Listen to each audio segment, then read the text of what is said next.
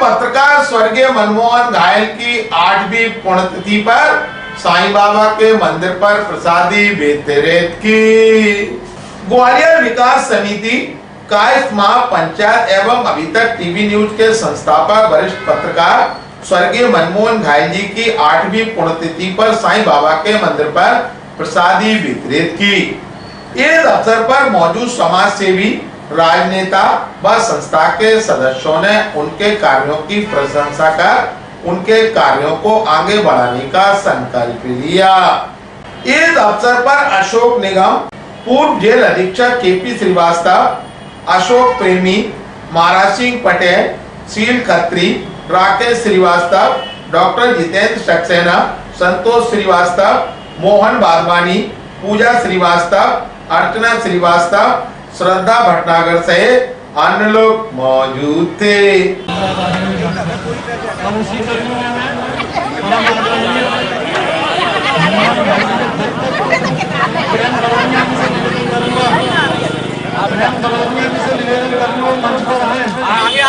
साहब के विषय में जो शब्द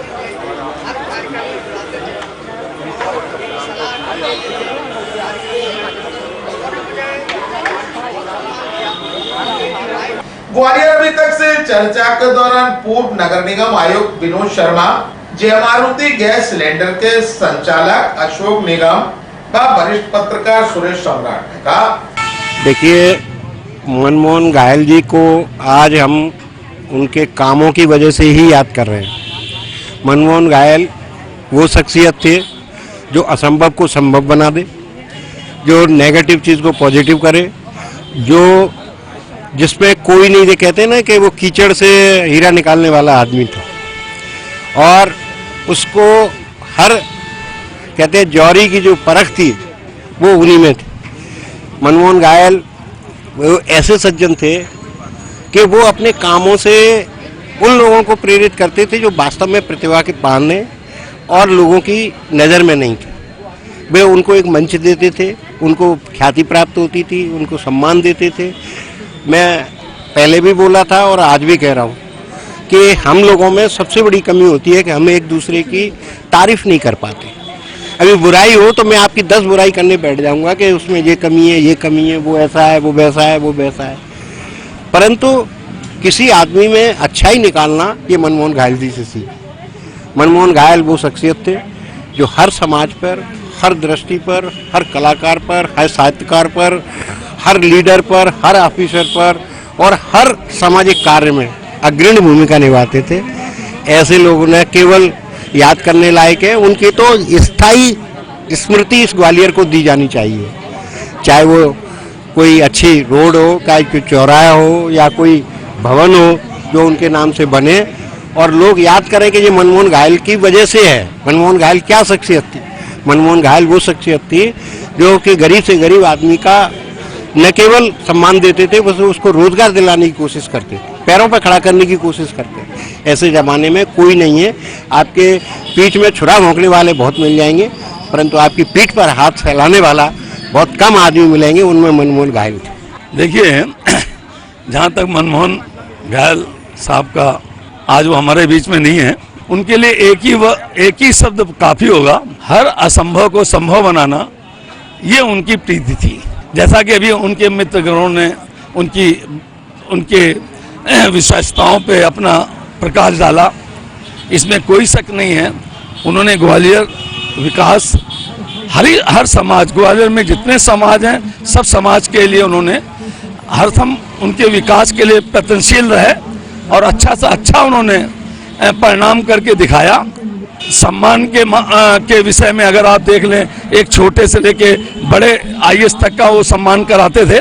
ये नहीं कि केवल बड़ों का ही सम्मान है, तो ये उनकी विशेषताएं थी। हर संभव को असंभव को संभव बनाना, ये उनकी मेन विशेषता थी। और आज उनकी पुण्यतिथि है, उसमें हम लोग पुष्पांजलि अर्पित करते हैं और भगवान से प्रार्थना करते हैं इसी हर साल इसी तरह उनकी पूर्ण तिथि उनके विशेषताओं पे मनाई जाए। धन्यवाद। घायल साहब का जहाँ तक सवाल है, आज 8वीं पुण्यतिथि है और मेरे जैसे व्यक्ति को तो नहीं लगता कि वो हमारे बीच नहीं है, लेकिन 8 साल का अरसा बहुत होता है और इन 8 सालों में भुलाने की प्रक्रिया बहुत तेज़ी से चलती है, परंतु घायल साहब को इस नगर ने याद रखा, ये बहुत बड़ी बात है और वो आगे भी याद रहेंगे। जहाँ तक आपने जो एक सवाल पूछा कि घायल साहब की पत्रकारिता और हमारी पत्रकारिता का साथ कैसे बना, तो मैं आपको बता दूं कि घायल साहब की सारी सफलता में सबसे बड़ा योगदान पत्रकारिता का ही रहा है। जब से भी उन्होंने कार्यक्रम करना शुरू किए, प्राथमिक तौर पर उन्होंने मीडिया का बहुत उपयोग किया और मीडिया ने भी उनका साथ इसलिए दिया कि वो सारे काम अच्छे काम कर रहे थे, तो इसलिए मीडिया को ये सोचने नहीं पड़ता था कि इनके समाचारों को रोका जाए।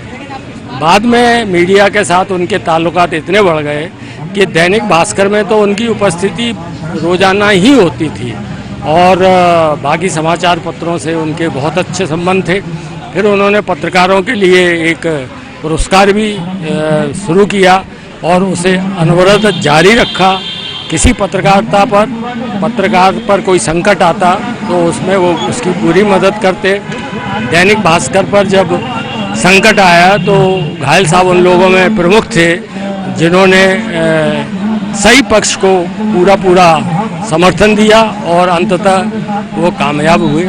तो घायल साहब ने पत्रकारिता की रचनात्मकता को हमेशा जारी रखा और जब से इलेक्ट्रॉनिक मीडिया आया तो उन्होंने ये सोचा कि प्रिंट मीडिया के साथ इलेक्ट्रॉनिक मीडिया भी शुरू करना चाहिए और वो बहुत अच्छा दौर था जब उन्होंने शुरू किया। मैं घायल साहब को बहुत याद करता हूँ। मेरे सबसे पुराने दोस्त थे। 1965 में पीजीवी कॉलेज में हमारी उनकी दोस्ती हुई और उसके बाद आजीवन आखिरी क्षण में भी जब वो इस ग्लोबल हॉस्पिटल में भर्ती थे तो 2 दिन मैं उनके साथ रहा। बस हमारा इतना ही साथ था, लेकिन ग्वालियर के लिए मैं ये दावे से कह सकता हूँ, न घायल जैसा कोई था, न घायल जैसा कोई होगा।